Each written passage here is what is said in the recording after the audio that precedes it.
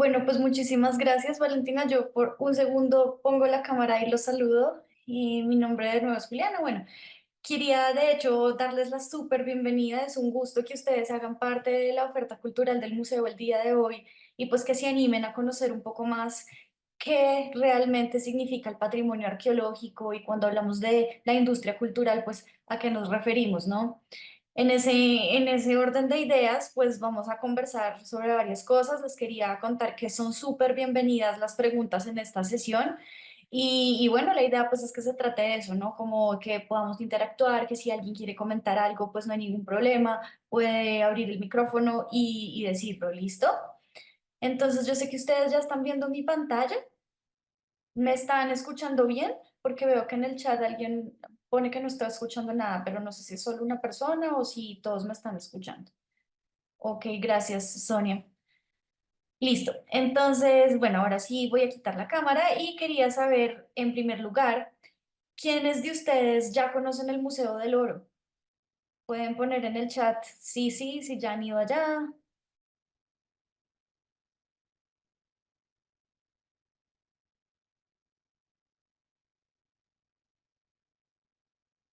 Ok. Bueno, entonces asumo que algunos pocos. Héctor Abel Penagos. Súper, Arnaldo. Bueno, para quienes sí ya han ido, para quienes han ido, ¿cómo describirían este lugar o realmente qué es lo que allá encontramos por excelencia? De los que han ido, ¿a quién le gustaría compartirnos brevemente, por favor?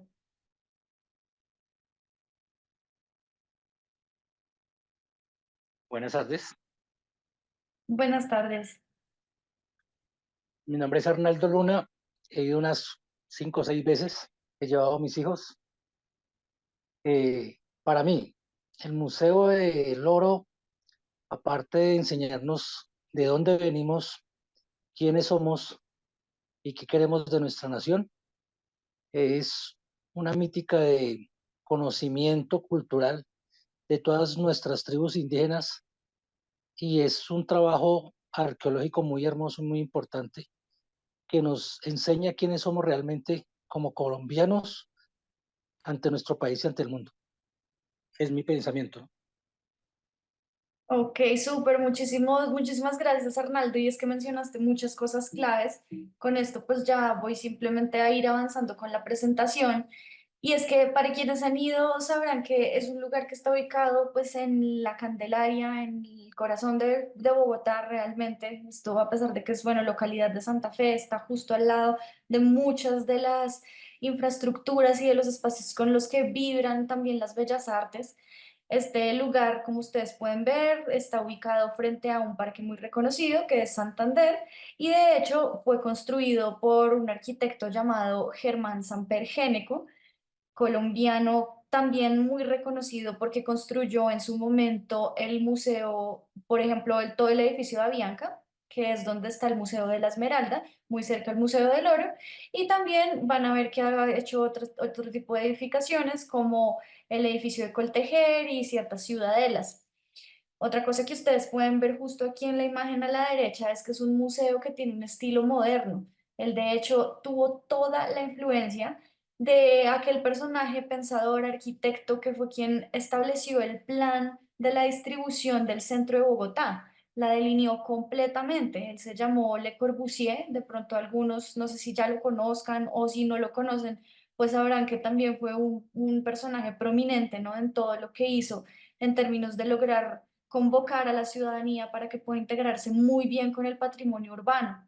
Ustedes pueden ver que tenemos una imagen del Museo del Oro en donde se está visibilizando todo su tramo de escaleras, que de hecho tiene la forma de un caracol, como de una espiral, para que ustedes lo vayan recorriendo en la medida que hacen como un viaje también de un chamán. Pero ya que digo chamán, me gustaría invitarlos a que de pronto me dijeran, ¿qué entienden ustedes por eso, por el chamanismo? ¿Con qué conectan esa palabra? Si quieren decirlo o ponerlo en el chat, por favor.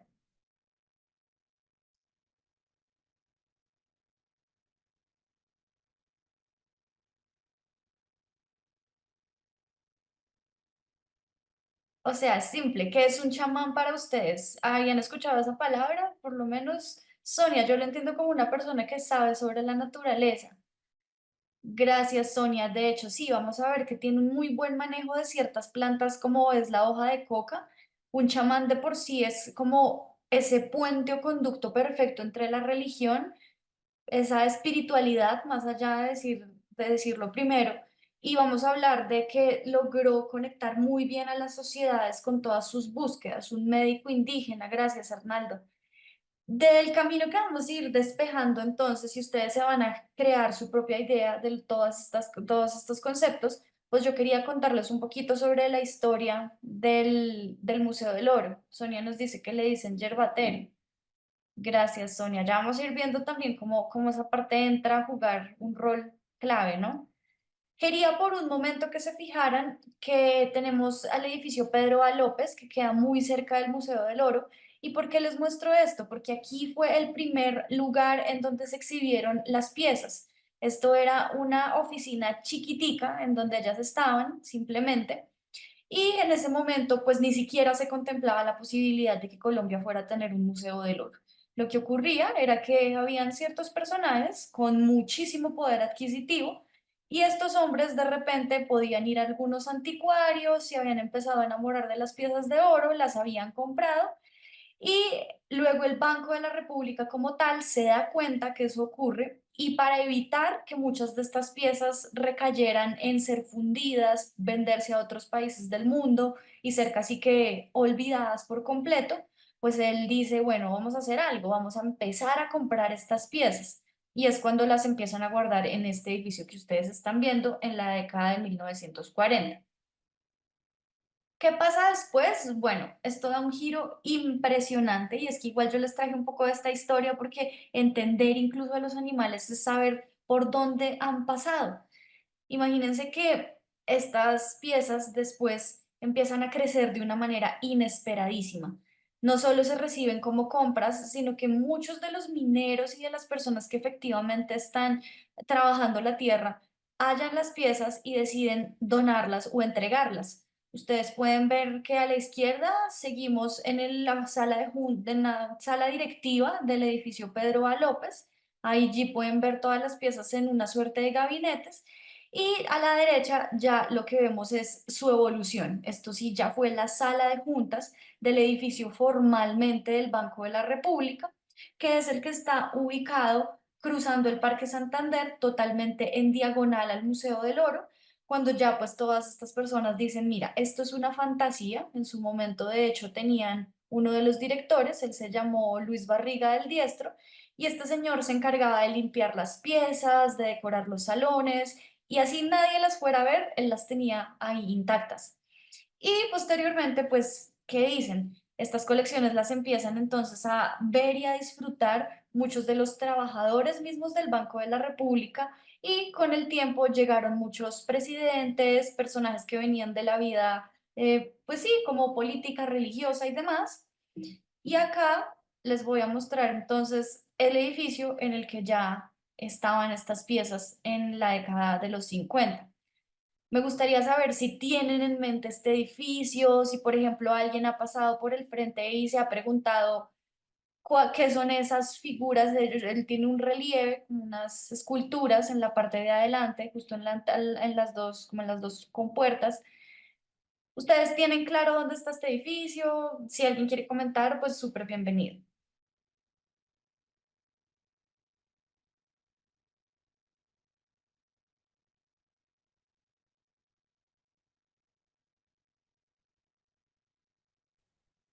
Hola, sí, el edificio está ubicado en la séptima como con Jiménez, ¿no? En toda la esquina.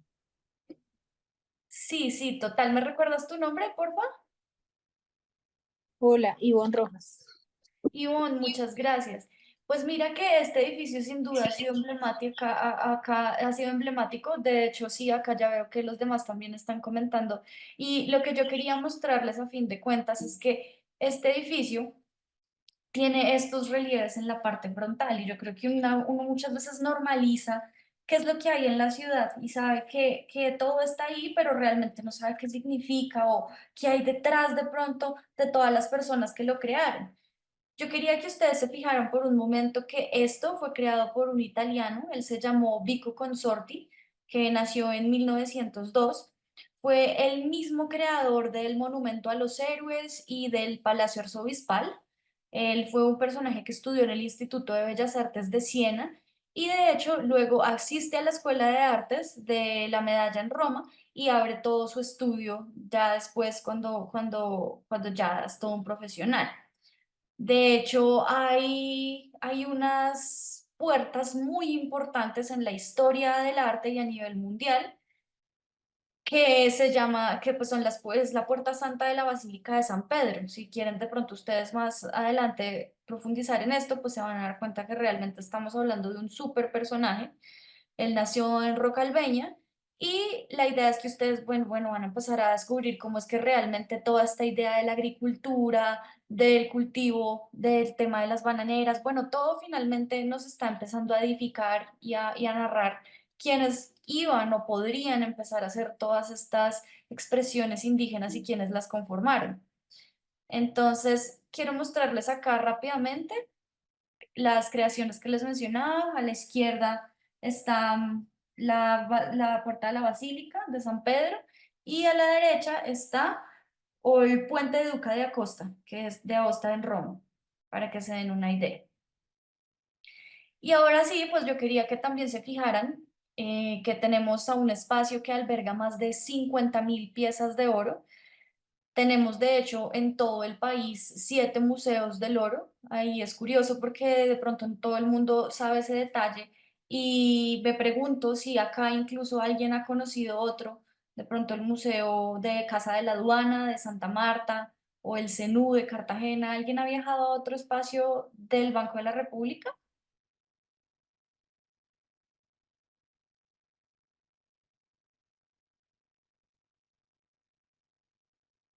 Bueno, si no lo han hecho, entonces simplemente les dejo ese dato. El otro está en Pasto, hay otro en Leticia y en Cali, para que lo sepan. Y el último es en Armenia. Podemos ver tal cual el monumento a Santander. Y en ese orden de ideas, pues quería mostrarles también el edificio de Avianca y los bocetos que hizo el arquitecto Germán Sampergénico, así como la sala de conciertos de la Biblioteca Luis Ángel Arango. Pero entonces empecemos a entrar en materia realmente con qué es lo que encontramos en el museo, porque acá también les cuento que hay muchísimas cerámicas, hay alrededor de 12.000 de ellas, y yo quería que ustedes vieran en este momento a este personaje y me contaran a quién identifican realmente. ¿Ven un animal allí con claridad?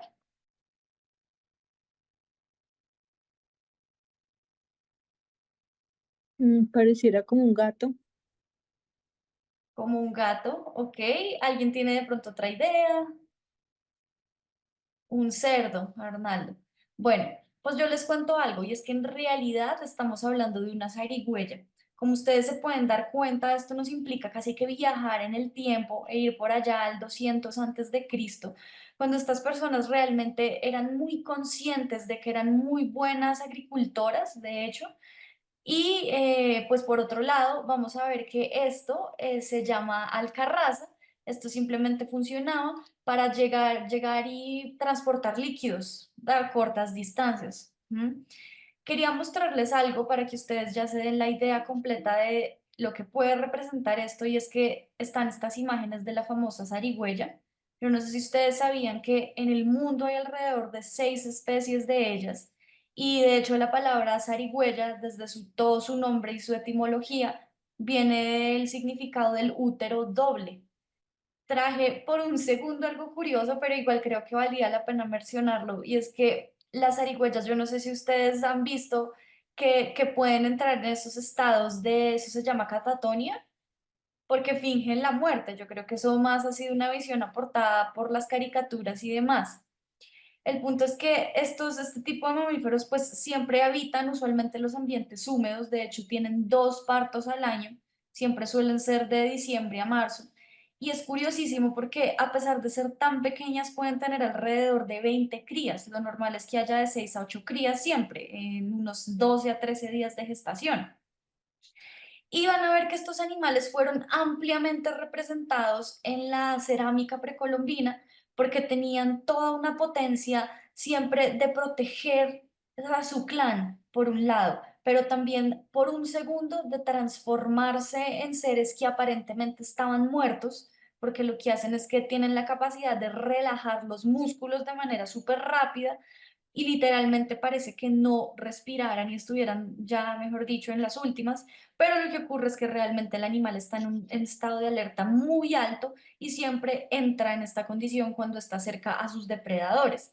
Puse como referencia un libro infantil muy bello que encuentro de interés porque creo que siempre será válido pues poder entablar conexiones entre estas colecciones y también la literatura, ¿no? Ustedes sabrán que este es un espacio que también se conecta enormemente con eso gracias a nuestra biblioteca. Quería mostrarles esto y yo sé que puede parecer que hay un párrafo largo, pero les cuento que esta fue la primera descripción que se pudo dar de animales como la zarigüeya y quisiera saber si alguien se puede animar, se quiere animar a leerlo. Esto hace parte del sumario de la Natural Historia de las Indias y fue cuando se envió al rey la descripción de quiénes eran estos animales. No sé si alguien lo quiere leer.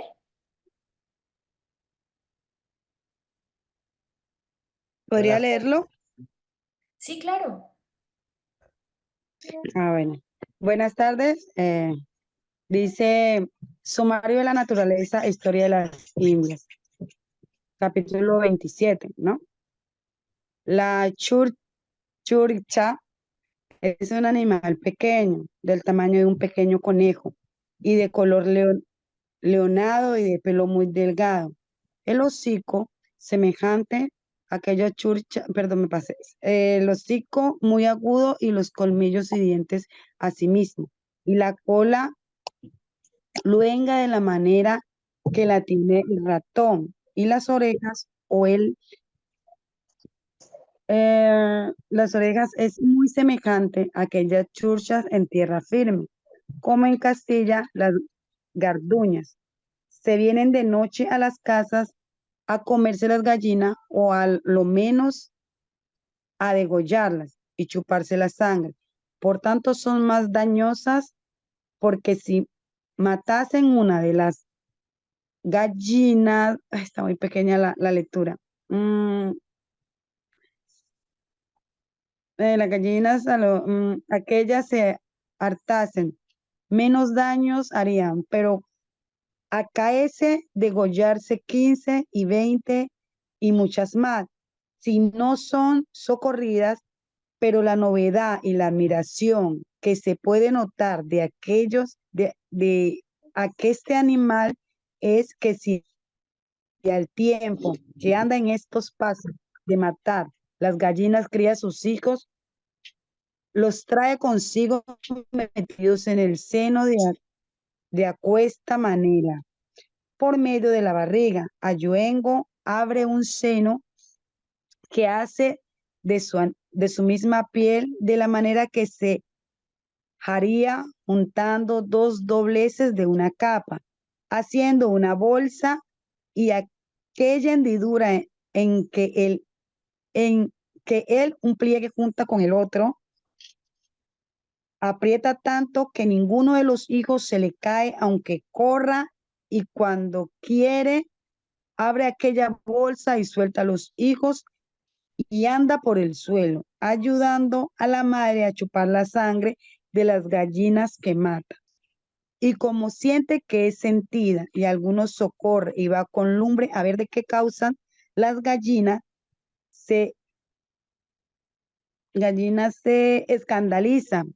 Luego, incontinenti, la dicha churcha mete en aquella bolsa o seno los hijos y se va si haya lugar,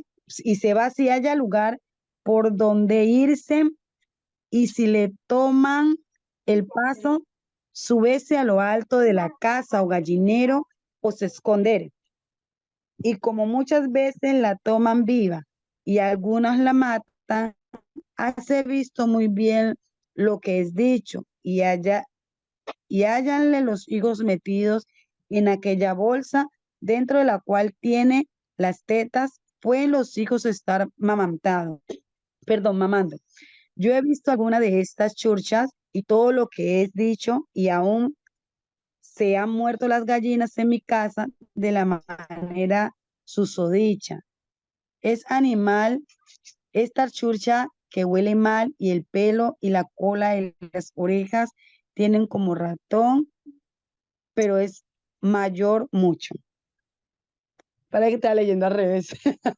Dale, muchas gracias. Pues creo que acá lo interesante es que uno se abra a ver realmente cómo es que con esa llegada de los españoles hubo una visión y una inquietud muy fuerte hasta por este tipo de criaturas. Este realmente que ustedes pueden ver a la izquierda es el retrato de Gonzalo Fernández de Oviedo, quien escribe pues todo este tratado, ¿no? Y bueno, en la historia de las Indias, cuando cuenta al rey realmente de todos sus descubrimientos. Y quiero que sepan que en el Museo del Oro realmente ustedes van a encontrar piezas que están hechas de distintos metales. Muchas personas van y esperan encontrar piezas y que uno les diga todo es oro puro. No, realmente vamos a ver que todo puede tener oro, plata y cobre. Ustedes justo en la mitad están viendo un personaje que lleva maracas. Él puede ser un híbrido, ¿no? Siempre hay una búsqueda por que lo humano se esté mezclando con lo animal, eso siempre lo van a ver. Y por ejemplo, en el caso de la derecha, tenemos al gran jaguar americano, de hecho, pues es el tercer felino más grande del mundo y el más grande depredador de Occidente. Y quería que ustedes vieran que la imagen que tenemos a la derecha se conoce como poporo o recipiente para cal. ¿Alguien tiene claro cuál es la función de un poporo? No, Bueno, les cuento que ustedes ven que esta figura de jaguar a la derecha, la de oro, tiene un huequito.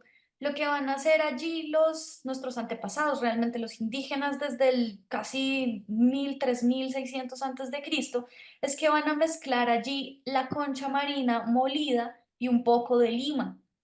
¿Qué ocurre ahí? Pues que simplemente eso es lo que van a consumir junto a la hoja de coca para poder entrar en unos viajes ancestrales. Ellos a eso lo llaman un trance. Y es que simplemente pueden tener mejores niveles de oxígeno, van a mejorar y agudizar su visión, pero también van a entrar en ciertos estados de energía excesiva. Esto ya lo vamos a empezar a ver a fondo a través de no solo esta pieza, sino una muy, muy reconocida, porque no se puede hablar del Museo del Oro si no se menciona la primera pieza que llegó a su colección, que es el Poporo Quimbaya. Yo estoy segura que ustedes han visto esto en algún lugar, si no ha sido en la publicidad, en nuestra misma historia o en nuestra Casa de la Moneda en la numismática. Les cuento que de hecho esta pieza apareció en la moneda de 20 pesos y como ustedes pueden ver se le reconoce como un recipiente para calfitomorfo, pero de nuevo, recuerden que lo único que va a haber allí es concha marina molida con lima, no es más.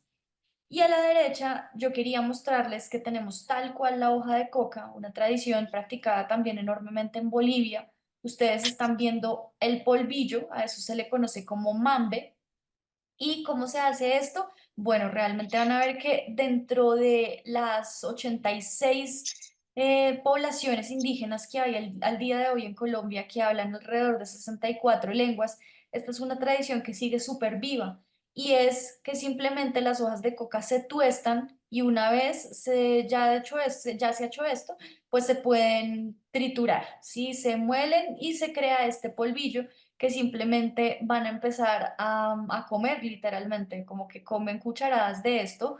Y en la antigüedad y hoy en día también se utilizan los poporos, pero no son digamos, uso de todo el mundo. Si ustedes se dan cuenta, acá podemos ver que el poporo tiene toda una figura curvilínea y es la representación del cuerpo de la mujer.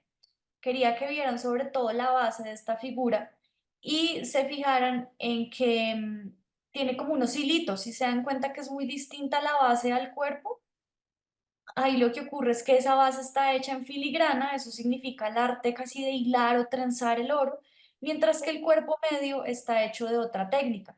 Pero ya les voy a contar un poco más sobre esto.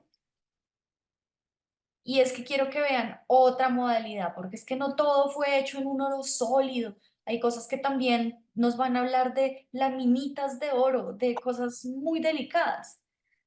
Una cosa interesante es que yo les cuento que el jaguar, de hecho, es una especie que está ahorita en un peligro crítico, ¿no? Por eso es que ahorita muchos museos y muchas organizaciones del mundo pues se están uniendo para que realmente esta realidad pueda cambiar. Yo quería que supieran que de hecho el jaguar ha perdido el 50% de su distribución a través de la historia y de hecho hoy en día habita 7 millones de kilómetros cuadrados en el hábitat tropical y subtropical y de hecho el mundo del jaguar, yo no sé si alguien ha escuchado alguna vez sobre el Plan Jaguar 2030.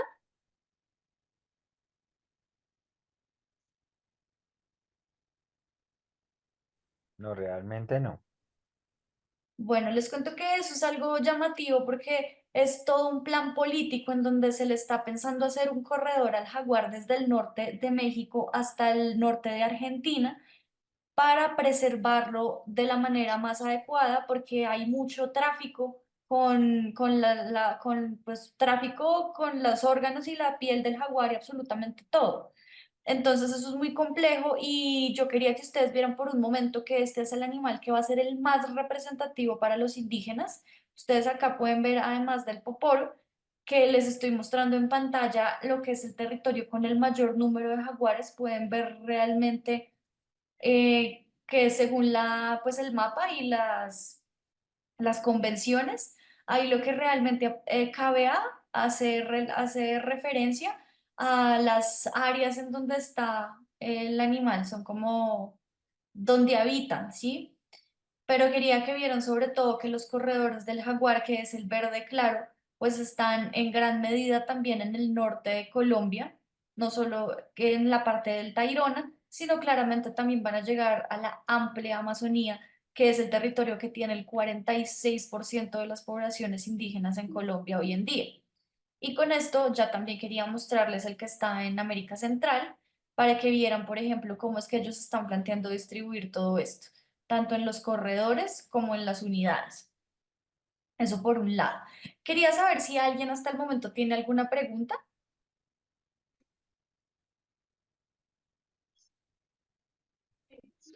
Profe, con referente a lo que yo leí, ¿Sí? cuando se habla de Shurga, es lo que nosotros acá, bueno, yo soy de la parte del Pacífico. Yo estoy en una zona rural de Buenaventura, Valle del Cauca. Entonces acá nosotros le llamamos chucha o zorra. ¿La que se come la gallina? Que se come la gallina. Casualmente tenemos algunas que pues aquí pues algunos habitantes, ella se come la gallina, pero la matan y también la comen a ella. Porque pues es una especie que acá la consumen. Creo que es esa misma, ¿cierto? Que hablaba la historia. Yo creo que no. ¿Sabes por qué? Porque hablando de la zarigüeya. Y de hecho, ellos en la antigüedad le decían churcha, ni siquiera es chucha, sino es churcha. Es curioso porque eso que tú leíste, pues claramente tiene todas unas expresiones súper del tiempo de la conquista. O sea, imagínate eso hace cuántos años fue escrito.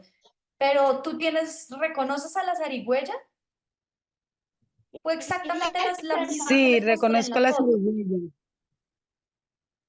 Estamos hablando de Y por esa, eso ¿sí? lo decía.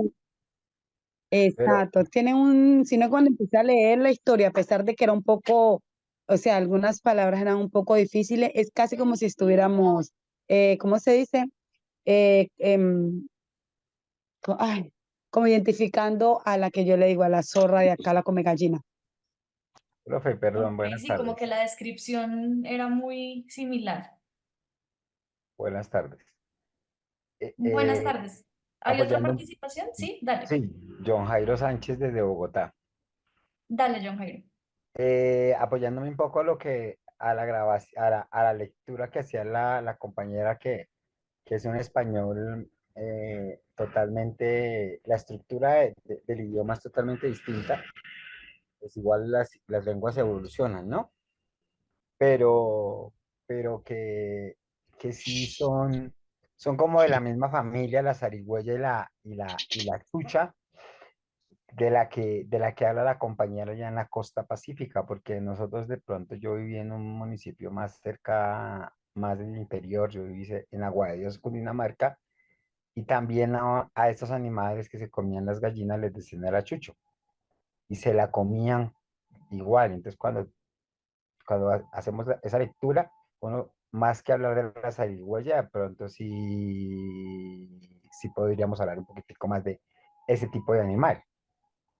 Dentro de la descripción ya sí se va como ese uso del español que tiene unas características muy claras y que va transformándose a medida que va evolucionando la lengua, ¿no? Y que el hombre va adaptándose. Pero es interesante de pronto ver cómo nosotros nunca le hemos prestado como esa atención a esa, a esa, a esa comparación, la figura que tú nos hablabas. Y volviendo ya a la figura del jaguar, que es un animal tan significativo y tan representativo de las tierras de lo que es América como tal, es muy interesante, ¿no? Conocer hasta dónde el hombre ha llegado en su afán de conquistar, de buscar, de llegar para poder habitar ciertos terrenos, acabando con el hábitat natural. Súper, muchísimas gracias. Bueno, sí, chévere, chévere, muchas gracias por la claridad, porque acá también eso es súper valioso, ¿no? Buenas Cómo tardes, ustedes lo conectan con sus experiencias personales. buenas tardes, Ahorita, buenas tardes. con Arnaldo Luna. Hola, Arnaldo. Lo que pasa es que nosotros tenemos 32 departamentos y de pronto lo que dice el profe John, en unos lados se conoce como chucha y en otros lados como zarigüeya, o se conoce como zorro de pradera. Depende de donde estemos ubicados en nuestros departamentos. Si nos ponemos a mirar a mediados del siglo XVI, XVII, cada nombre va cambiando y cada quien le va poniendo un nombre de acuerdo a su región, pero, pero es un solo animal.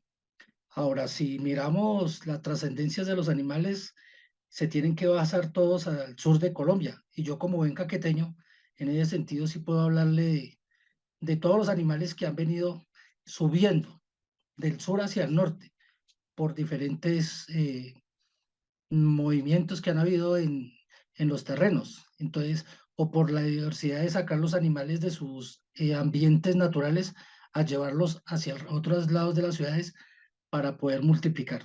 Entonces, ahí hay dos contextos diferentes. Sí, muchísimas gracias, Arnaldo, por darnos más claridad. De verdad.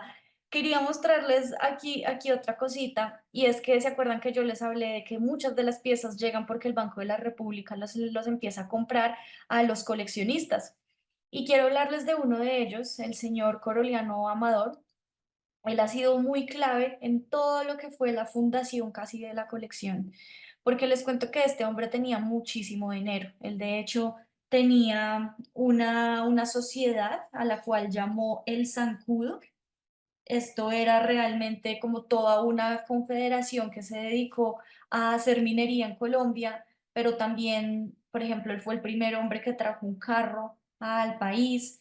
Él nació en 1835 en Antioquia y de hecho en 1883 pudo fundar su propio banco, el de la empresa, de la minera Sociedad del Zancudo. Y bueno, tiene toda una historia. Les cuento que de hecho este señor había construido toda una mansión, que es la que ustedes pueden ver a la izquierda, que era en la calle del Comercio de Medellín, y podía satisfacer casi todo lo que quisiera. En ese orden de ideas, les cuento que este señor había comprado el Poporo Quimbaya, que fue el que yo les mostré al principio, junto a la hoja de coca, la primera pieza que llega al Museo del Oro. Y cuando el Banco de la República la compra, pues bueno, ya ustedes sabrán hasta dónde llegó y cuál fue el alcance para que podamos reconocerlo tan ampliamente hoy. Pero quiero hablarles bien sobre ese territorio, y es que cuando decimos Quimbaya, estamos hablando de Caldas, Risaralda y Quindío. Y todas estas piezas que ustedes pueden estar viendo en pantalla vienen de ese territorio. De hecho, hubo un grandísimo hallazgo. Con esto sí, la invitación es a quienes no han venido pues, a Bogotá, al Museo del Oro, puedan eventualmente planear ese viaje, porque de verdad les puede cambiar la vida, reconocer todas las historias que hay detrás de esto y lo que puede contribuir a sus vidas profesionales incluso. Aquí hay algo curioso y es que esto que ustedes están viendo se llama el Tesoro Quimbaya. Imagínense que esto se encontró por el lado de Finlandia. ¿Qué ocurrió? Pues imagínense que esto fue por allá en 1890. Se encontró este tesoro y en su momento Carlos Holguín Mallarino, el presidente de Colombia, decidió que iba a enviar estas piezas a España para que pudieran hacer parte de la exposición que se estaba celebrando en el cuarto centenario del descubrimiento de América. Todo esto llegó a Madrid, se estaba exhibiendo y resulta que cuando se terminó la exposición, este señor dijo, ¿saben qué? Yo les quiero dejar a ustedes estos tesoros. Quédenselos porque yo estoy muy agradecido con María Cristina de Habsburgo porque había logrado mediar muy bien un conflicto entre Colombia y Venezuela cuando se trataba de delimitar bien cuál era el territorio de cada nación.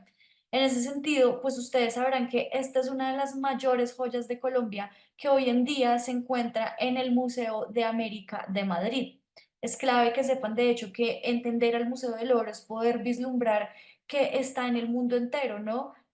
Por ejemplo, en el Museo de California, hay muchos otros en el Met de Nueva York, y así circulando por el mundo entero. De hecho, la última experiencia de viaje que hizo el Museo del Oro fue a Suiza. El día de ayer llegó esta exposición y quería que vieran de la mano de esto, pues a otro señor muy importante para la historia del museo, que se llama Ezequiel Uricoechea. Él nació en 1834 en Bogotá, estudió medicina en Estados Unidos y ciencias naturales en Alemania. Y les cuento que este señor desde 1857 ejerció como profesor de química y mineralogía en el Colegio Mayor de Nuestra Señora del Rosario y dio cátedras por 10 años en este lugar. Fue tremendo porque era uno de los súper intelectuales de Colombia, se codió muchísimo con los arqueólogos y demás del siglo XIX y van a ver que en un momento, tanto que el gobierno en un momento le dijo, ¿por qué no viene? Le damos el cargo para que usted sea el director de la instrucción pública. Y él dijo, como no, yo no quiero dedicarme a la política, yo de verdad lo que quiero hacer es escribir en revistas y desarrollar la ciencia.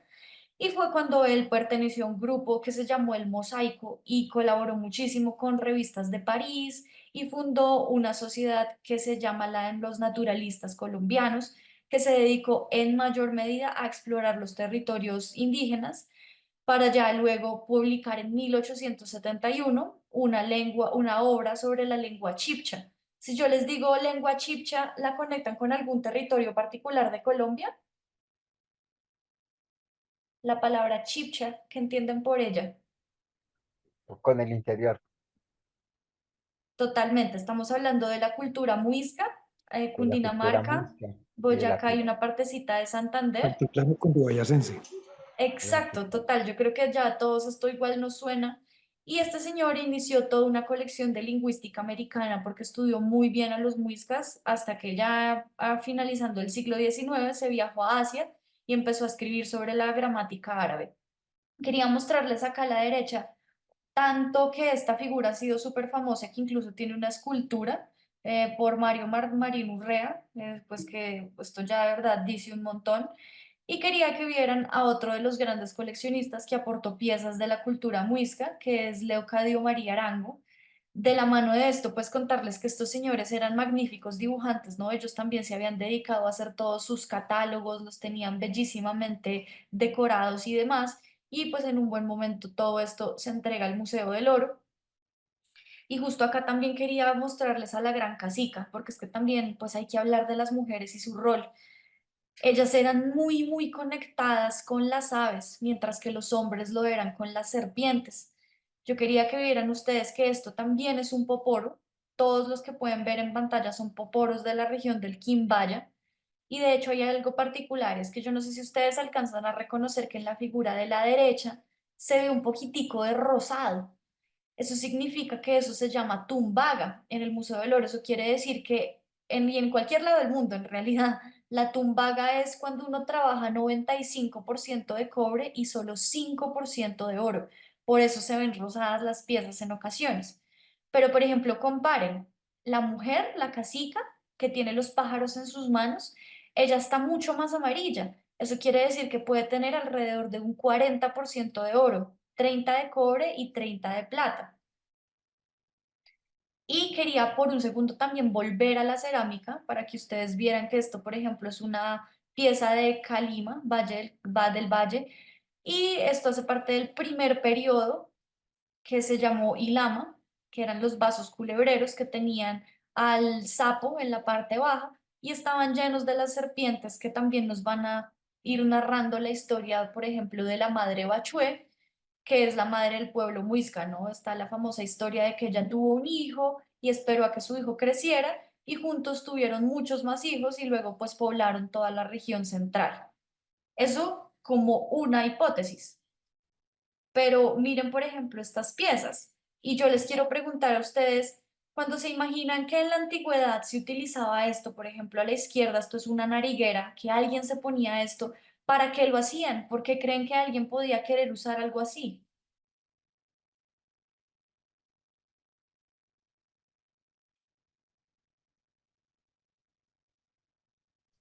Para alguna ceremonia, no sé, claro, ¿verdad?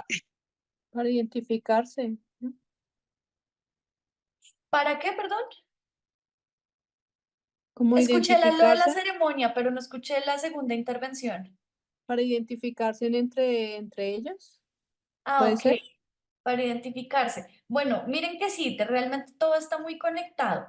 Este tipo de narigueras se utilizaban porque el jeque, por ejemplo, que podía ser un sacerdote, él buscaba parecer tan salvaje como el jaguar. O sea, el objetivo era que apenas se pusiera esto, que de hecho perforaba su hueso, él tuviera que verse como todo este ser súper potente y pareciera que mostrara sus dientes, sus colmillos afilados y así pudiera casi que asustar a los demás y generar pues muchísimo más rango y jerarquía. Ya ahí nos dice que para identificar su cultura. Y quería que vieran, por ejemplo, acá de la mano de lo que nos dice Yadi, esto es muy propio de la región de Cali, porque ellos se dedicaron sobre todo a hacer grandes placas de oro con martillos, cinceles, con hachas, pero van a ver que siempre tenían era esa conexión de el hombre usando máscaras de jaguar por todo lado. Ustedes van a ver que de hecho en la imagen de la derecha lo que tenemos es un pectoral, esto se utilizaba para anudarle unos cordeles de algodón y atarlo a todo tipo de prendas. Eso por un lado.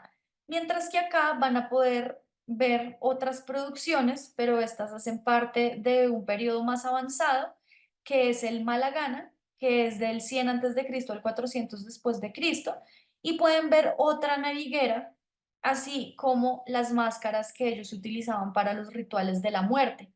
Esta que pueden ver a la derecha, de hecho, era la que se ponía sobre el cuerpo del muerto y pues no era solo una, les cuento que podían ser hasta 5 máscaras, unas encima de otra, porque eso era lo que realmente daba el estatus de lo que tú habías sido en vida y para dónde ibas ahora.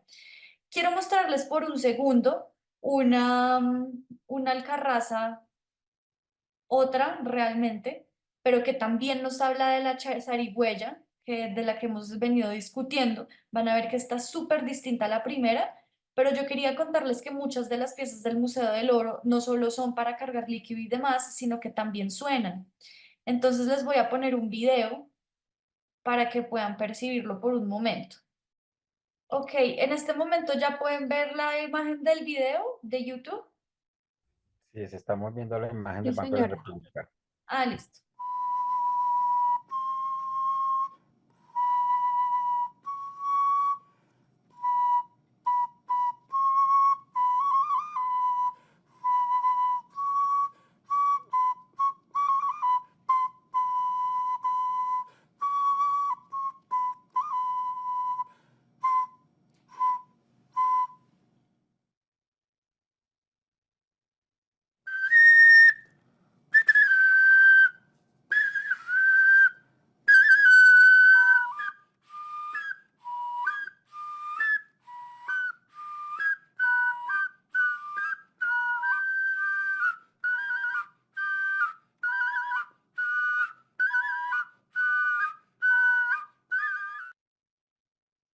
Bueno, esa es una, por ejemplo, pero también quería que pudieran ver otra que tengo acá. Ah, bueno, gracias.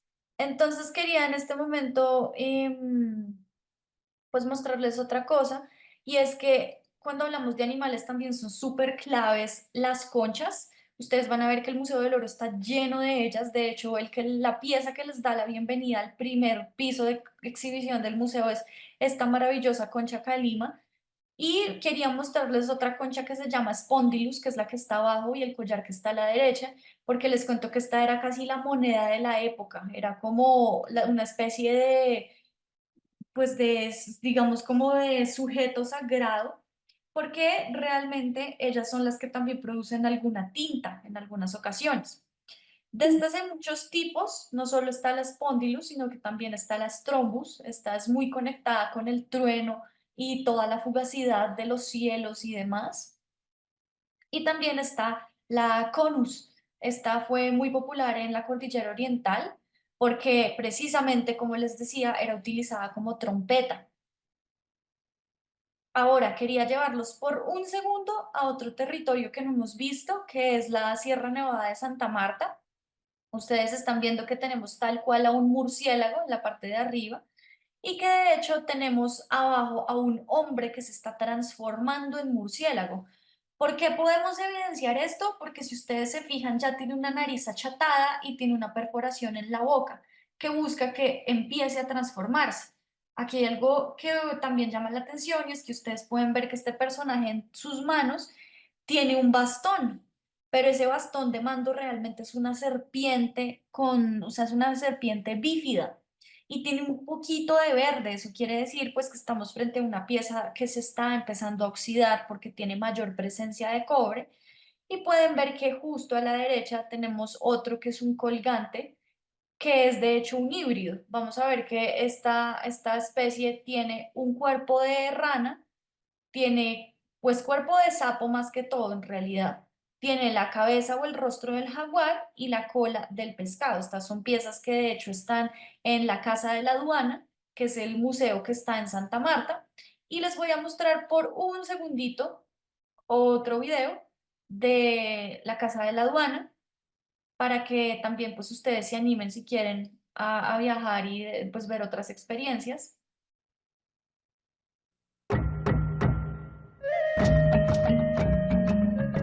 En el mar hay una bahía. En la bahía, una ciudad. En la ciudad hay un parque. Frente al parque hay una casa, donde un gran proyecto se hace realidad.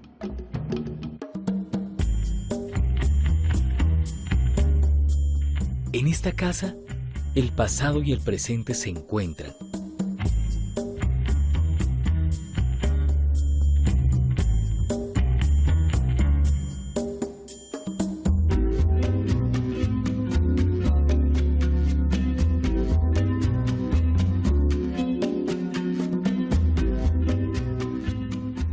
Para celebrar nuestra diversidad cultural.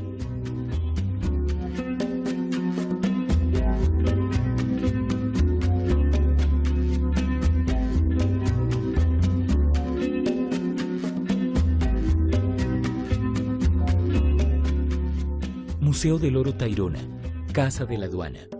Tu casa.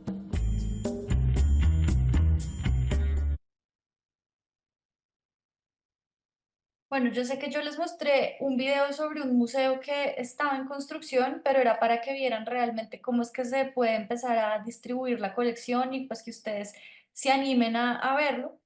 Y ya por un segundo vuelvo a mostrarles mi pantalla. Confírmenme por favor si ya la pueden ver.